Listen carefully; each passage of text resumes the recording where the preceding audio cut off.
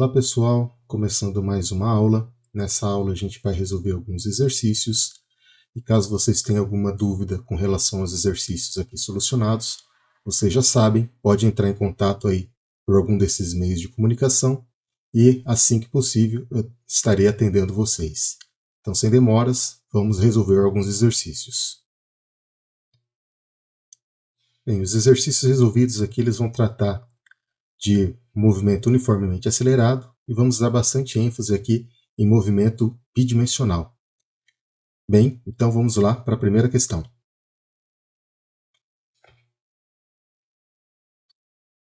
Bem, a primeira questão, quando um sinal de trânsito abre, um carro parado inicia um movimento uniformemente acelerado, com aceleração inicial de 0,5 metros por segundo ao quadrado. No mesmo instante, é ultrapassado por uma moto que se move com velocidade constante de 45 km por hora. Letra A pede: determine qual a distância percorrida pelo carro para alcançar a moto. Letra B: qual a velocidade do carro no momento que alcança a moto? Considere as dimensões do veículo desprezíveis frente à distância percorrida por ambos. Bem, nesse caso, então, quando a gente vai fazer a análise desse movimento, a gente vai ver que a única coisa que a gente tem em comum entre os dois movimentos dos dois veículos é o tempo. A primeira coisa, então, que a gente precisa fazer é escrever a equação horária para cada um dos veículos, considerando, então, o tipo de movimento envolvido.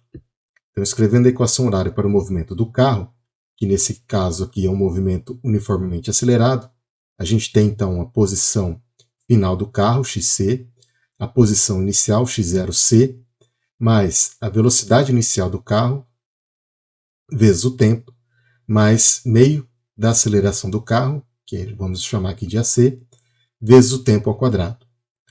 Bem, como o problema dá para a gente, no início, então, a posição inicial do carro é 0 e a velocidade também dele de partida é 0. Nesse caso, então, a gente pode simplificar a equação horária aqui para o carro, como xc é igual a meio de ACT ao quadrado.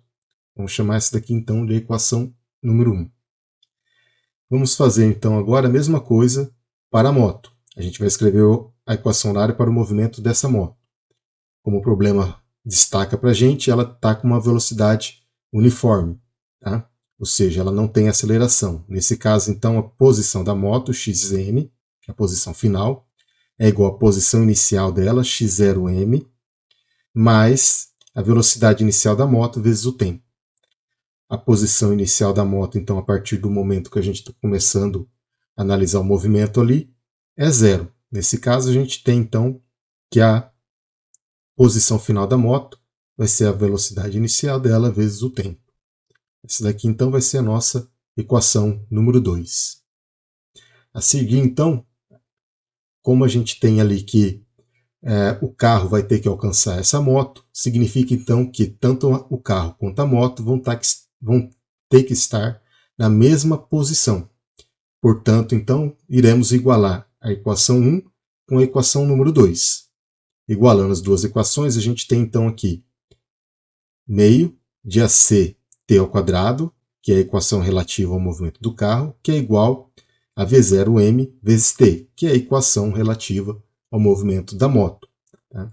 A única coisa, como eu disse, que temos em comum nesse tipo de movimento é o tempo. Portanto, o que a gente vai fazer é tentar isolar o tempo aqui. Como eu tenho tempo ao quadrado aqui, eu posso dividir tudo pelo tempo, simplifica a minha equação e isolo o tempo, então, nessa equação que sobrou aqui para a gente. Temos, então, que o tempo do movimento é 2 vezes a velocidade inicial da moto dividido pela aceleração do carro, que são parâmetros que foram fornecidos para nós no problema. Dessa forma, então, eu tenho 2 vezes a velocidade da moto, que é 45 km por hora. Eu vou dividir ele por 3,6, dessa forma, então, eu converto já km por hora para metros por segundo, para ter todas as variáveis aí no Sistema Internacional de Unidades. Dividido, então, pela aceleração do carro, que é 0,5 metros por segundo ao quadrado. Fazendo, então, essas contas, a gente vai chegar, então, que o tempo do movimento ali dos dois veículos é de 50 segundos. Esse então é o tempo que o carro vai levar para alcançar a moto. Com base nesse tempo, então, eu posso substituir em uma das equações, tanto na equação da moto quanto na equação do carro, aquela que for mais simples, para encontrar qual que vai ser a distância percorrida por eles até os dois veículos se encontrarem. Nesse caso, então, eu vou optar por substituir o tempo na equação número 1, que é a equação número 5, mais simples. Como a gente definiu, a posição final da moto é igual à posição final do carro. Nesse caso, então, a gente está utilizando a equação número 1, que diz, então, simplesmente ali a velocidade da moto vezes o tempo. A velocidade da moto, então, é 12,5 vezes o tempo. E aí, então, a gente tem que a distância percorrida, então, pelos veículos é de 625 metros. Então, após 625 metros, o carro vai alcançar a moto. Na letra B, então, ele pede para encontrar qual que vai ser essa velocidade. Então, novamente, a gente vai escrever a equação horária para a velocidade do carro, nesse caso, foi a velocidade pedida no problema. Então, temos que a velocidade do carro final é igual à velocidade do carro inicial mais a aceleração do carro vezes o tempo. A velocidade inicial do carro é igual a zero, porque ele está partindo, então, ali de zero, começa a acelerar. E aí, então, sobra somente AC vezes T, que são valores que a gente tem disponível. A aceleração do carro é 0,5 e o tempo é o tempo que a gente calculou ali até os dois veículos se encontrarem. Nesse caso, então, a velocidade final do carro vai ser de 25 metros por segundo. Tá? Ou convertendo ela em km por hora, vai dar 90 km por hora. A segunda questão, temos um míssil viajando paralelamente à superfície da Terra com uma velocidade de 180 metros por segundo. Passa sobre um canhão a altura de 4.800 metros, no exato momento em que seu combustível acaba. Nesse instante, o canhão dispara a 40 graus e atinge o míssil. O canhão está no topo de uma coluna de 300 metros de altura. Determine a altura da posição do encontro do míssil com a bala do canhão em relação ao solo. Adote, então, a aceleração da gravidade aqui, g, igual a 9,8 metros por segundo ao quadrado. Bem, a gente tem que ter em mente, então, que enquanto o míssil estiver com combustível, tá, ele está mantendo ali a sua altitude. No momento, então, que acaba o combustível dele, ele começa, então, a sofrer interferência da gravidade e, com isso, então, ele começa a descrever ali um movimento parabólico, tá? Começa a cair. Da mesma forma, o canhão, quando ele dispara a bala, o projétil, então, vai descrever também um movimento parabólico. Nesse caso, então, a gente vai ter que levar em consideração ali as condições de cada um dos corpos em questão ali. Para o caso do míssil, a gente vai levar em consideração, então, que a partir que acaba o movimento, tá?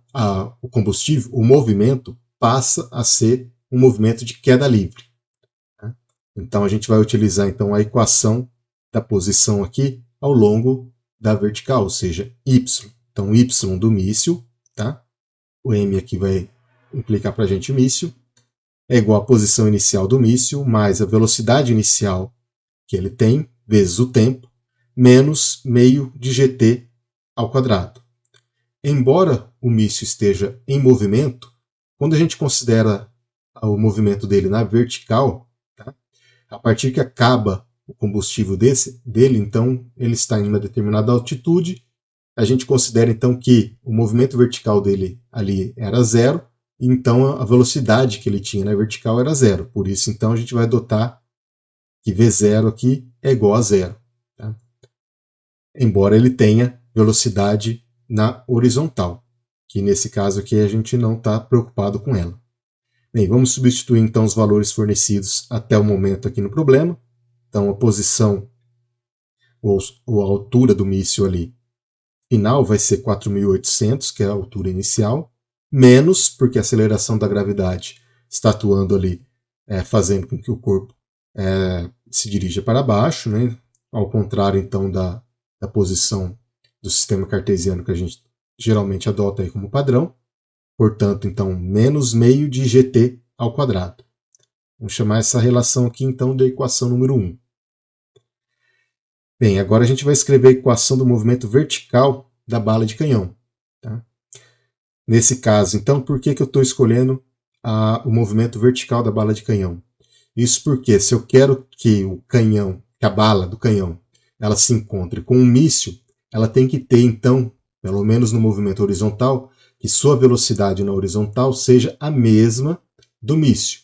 Como a gente conhece, então, a velocidade horizontal do míssil, a gente vai, então, partir desse princípio aqui para resolver esse problema. Então, a gente parte para escolher aqui o movimento na horizontal do projétil, né, da bala de canhão, para a gente poder resolver o problema. A situação que a gente tem aqui com relação ao lançamento da bala de canhão é o seguinte: a gente tem o nosso sistema de referência aqui, y e x. O projétil então vai sair com uma velocidade aqui de inclinação v0, c vai ser a velocidade então do canhão com que ele é lançado. Ele é lançado então com ângulo θ, que também foi fornecido aqui para o problema. Bem, esse vetor aqui a gente pode então decompor ele em duas partes para achar as componentes da velocidade na horizontal e na vertical. Então, a componente horizontal aqui da velocidade vai ser projetada em x, vai ser Vx igual a V0 cosseno θ. E a componente em y aqui, decompondo esse vetor, ele vai ser Vy é igual a V0c seno de θ. Então, eu consigo determinar aqui quais são as velocidades que eu tenho para o nosso bala de canhão quando ela for lançada. Bem, nesse caso, então, agora a gente vai escrever a equação do movimento da bala de canhão em y. Tá? Nesse caso, a altura final aqui da bala de canhão vai ser igual à altura inicial do canhão mais a velocidade inicial da bala de canhão, seno de θ, vezes t, menos meio de gt ao quadrado. Tá? Bem, lembrando então que esse seno aqui só aparece porque a gente está escrevendo a componente vetorial da velocidade inicial. Substituindo então os valores que nós conhecemos, a altura inicial do canhão, como o canhão já está em uma determinada colina, então ele já está com uma altura de 300 metros iniciais.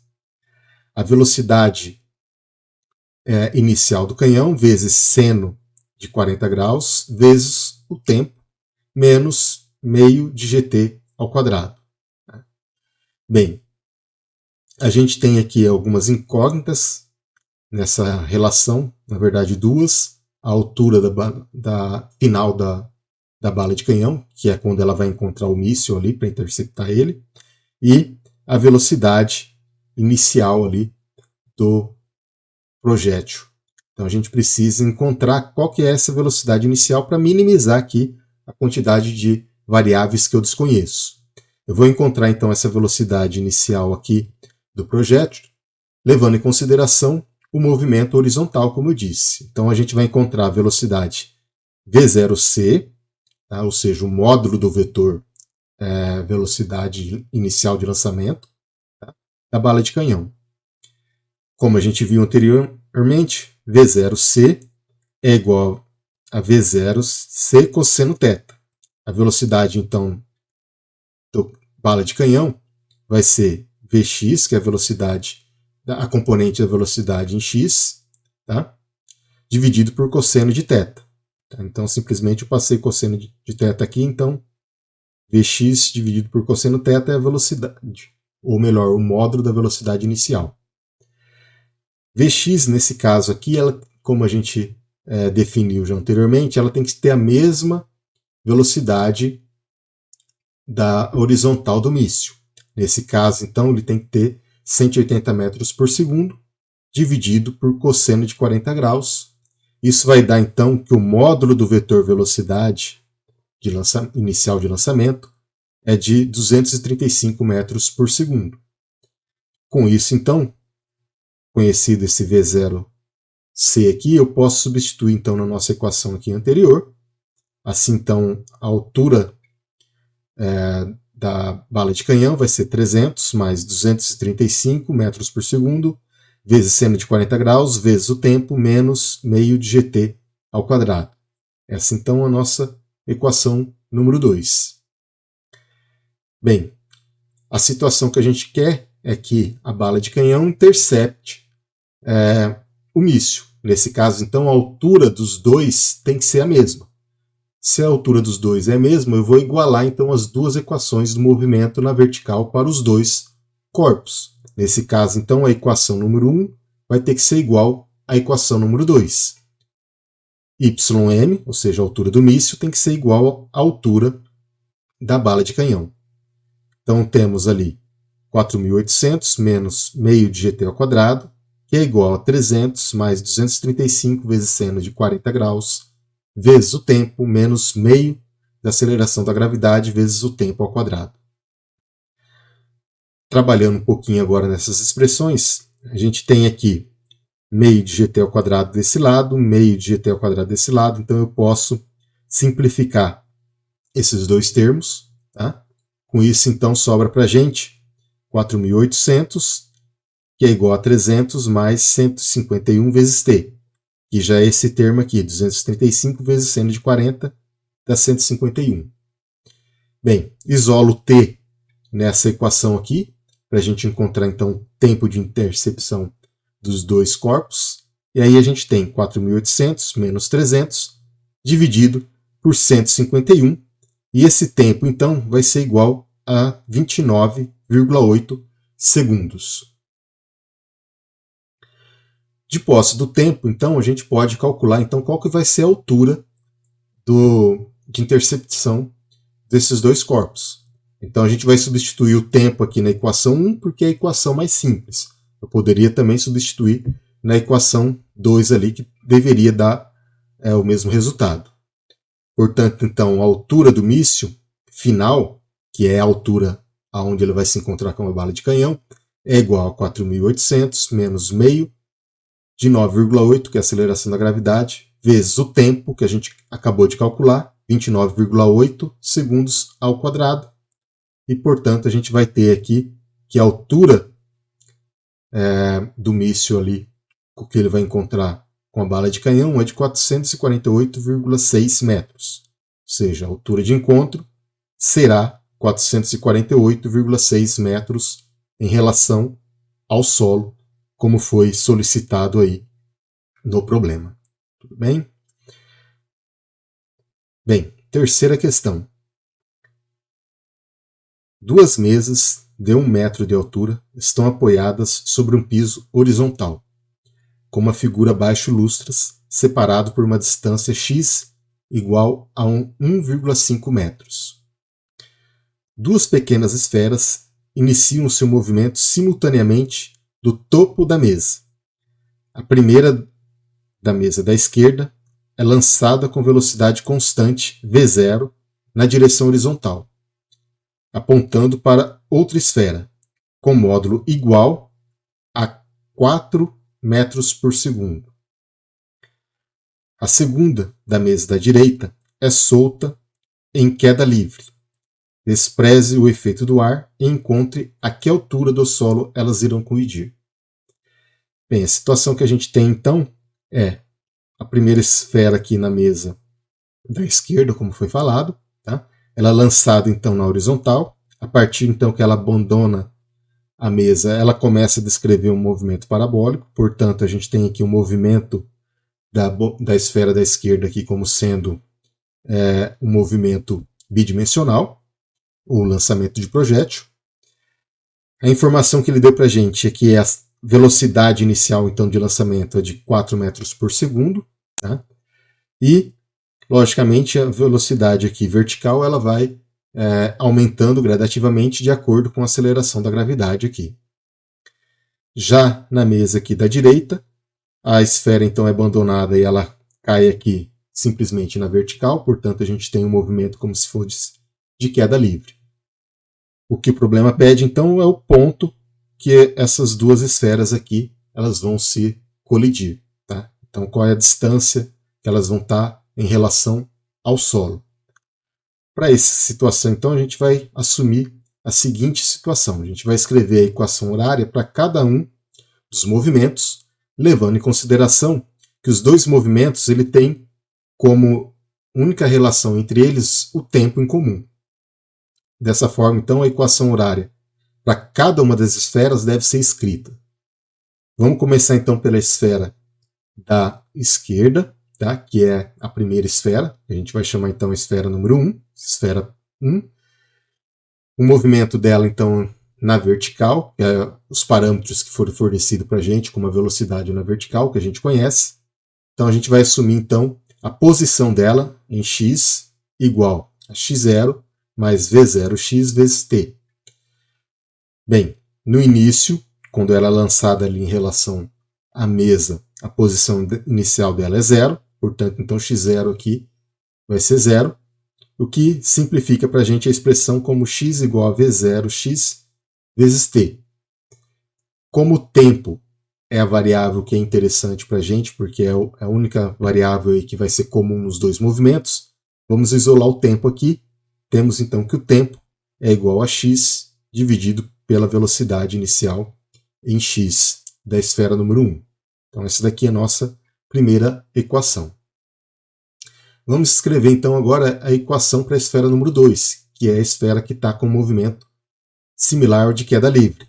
Nesse caso, então, a gente tem aqui que a equação para a esfera número 2 vai ser y é igual a y0 mais v0y vezes t menos meio de gt ao quadrado. A velocidade inicial também dessa esfera aqui, ela é 0, tá? Ou seja, ela é abandonada ali no início e começa a aumentar progressivamente a sua velocidade. Portanto, então, velocidade inicial é igual a 0. E eu posso simplificar, então, a nossa expressão como a altura final da esfera é igual a y0 menos meio de gt ao quadrado. Bem, esse tempo da equação número 2 aqui, voltando aqui, o tempo da equação número 2 aqui, ele tem que ser idêntico ao tempo da equação número 1 que a gente tem lá. Então, eu vou substituir ali na equação número 1, na equação número 2. Substituindo então o tempo que a gente encontrou lá na equação número 1 na equação número 2, a gente vai encontrar aqui a posição final dessa esfera 2, que vai ser aonde as duas vão se encontrar, é igual a y0 menos meio de g. Vamos substituir o tempo que a gente calculou, que é x sobre v0x ao quadrado. E agora, então, a gente tem todos os parâmetros aqui nessa relação. Tá? Então, reescrevi aqui a expressão só para a gente ter ela novamente aqui nesse slide. Então, y0 menos meio de g vezes o tempo, nesse caso x v0x ao quadrado. A posição inicial, ou seja, a altura com que a esfera é abandonada, é a 1 metro com relação ao solo. Isso porque a gente está fazendo uma análise do movimento em relação ao solo. Então, menos meio da aceleração da gravidade, 9,8. X, que é a distância, então, entre uma mesa e outra, que é 1,5. Ou seja, a distância que a esfera número 1 vai ter que percorrer para colidir com a esfera número 2, dividido então pela velocidade dessa esfera número 1. Tudo isso ao quadrado. Fazendo essa conta, então, a gente vai encontrar então, que a altura que as duas esferas vão se encontrar em relação ao solo é de 0,31 metros. Dessa forma, então, as esferas irão colidir a 31 centímetros em relação ao solo.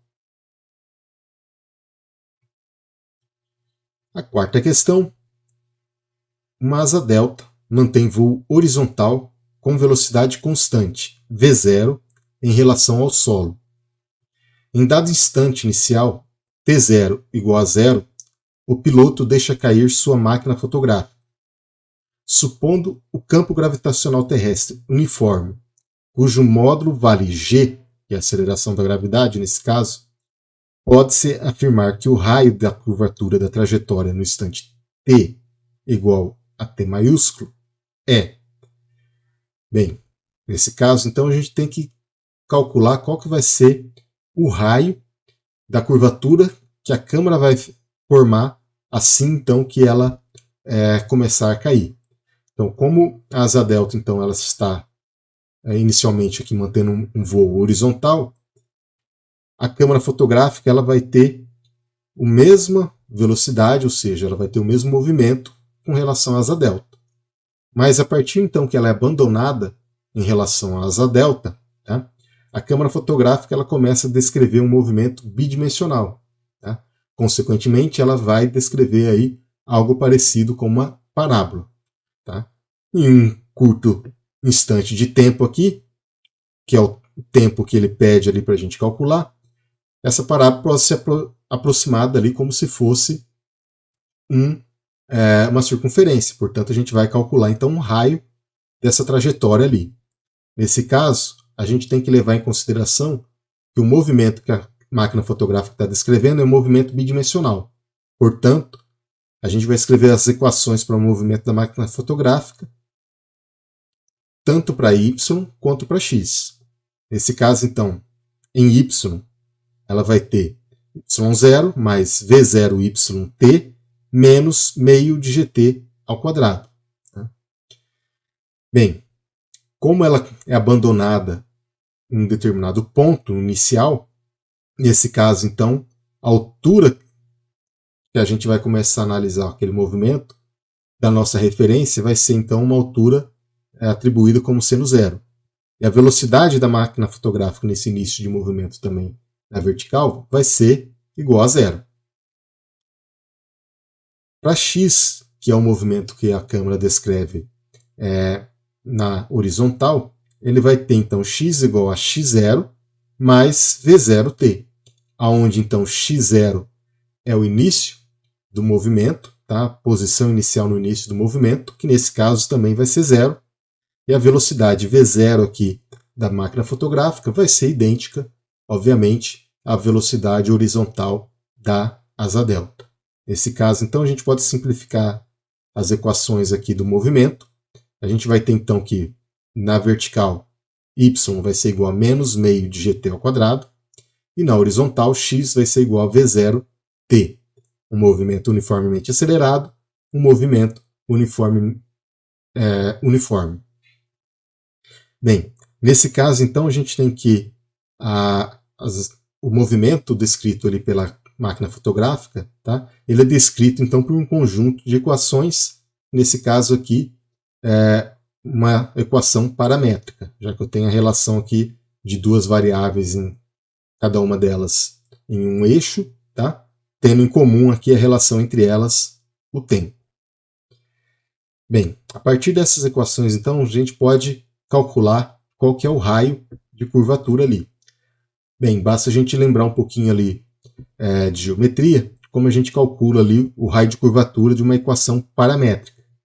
Ele era descrito, então, por R é igual a x' ao quadrado mais y' ao quadrado, tudo isso elevado a 3 meios, dividido pelo módulo de x' vezes y duas linhas menos y' vezes x duas linhas, aonde x' é a derivada de x com relação ao tempo, x duas linhas é a derivada segunda de x com relação ao tempo, y' é igual à derivada de y com relação ao tempo, e y duas linhas é a derivada segunda de y com relação ao tempo. Tá? Então a gente está utilizando uma notação condensada aqui para a equação paramétrica do raio. Bem, dessa forma, então, o que a gente precisa fazer? A gente precisa pegar as equações horárias de x, derivar elas, a mesma coisa para y. Então vamos realizar então essas derivadas para depois substituir na equação aqui da raio de curvatura.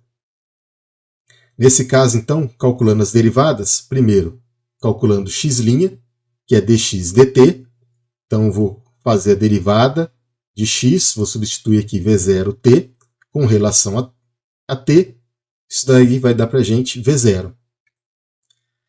E depois vamos fazer a derivada segunda de x, t quadrado x dt quadrado, que basta então a gente derivar uma vez essa equação aqui. Como v0 não depende do tempo, ou seja, ele é uma constante, se eu for derivar então com relação ao tempo, ele vai dar 0. Então essa daqui é a derivada segunda de x.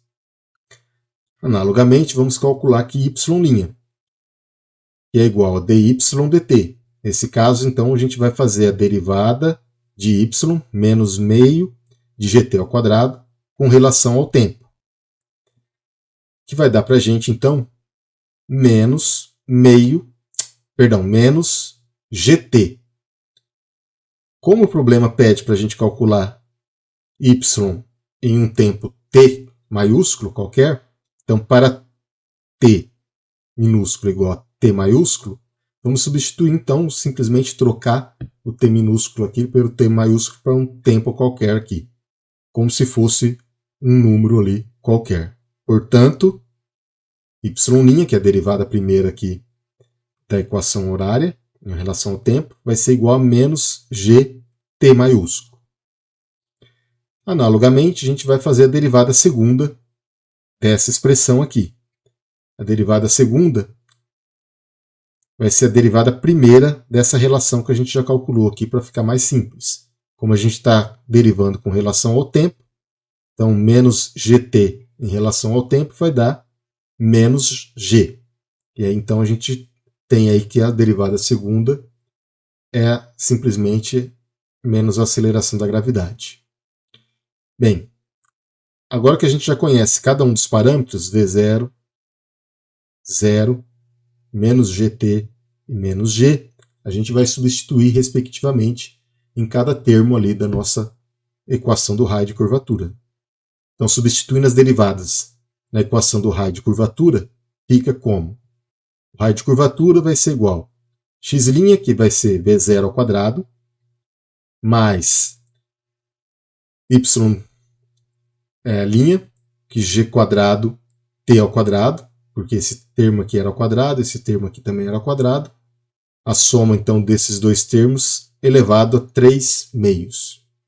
Tudo isso dividido pelo módulo da derivada de x primeiro, vezes a derivada de y segundo, mais a derivada primeira de y, vezes a derivada segunda de x, que era 0.